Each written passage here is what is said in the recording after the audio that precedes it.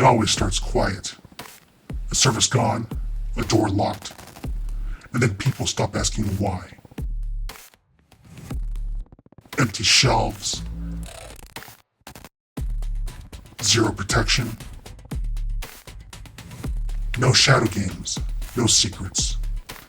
Just the slow grind of cuts and closures, paper trails and vanished offices. They said it was waste, but it held the whole thing together. This is Fragile Eagle. I'm here to witness, to record what most won't. Because if we don't remember what's being erased, who will?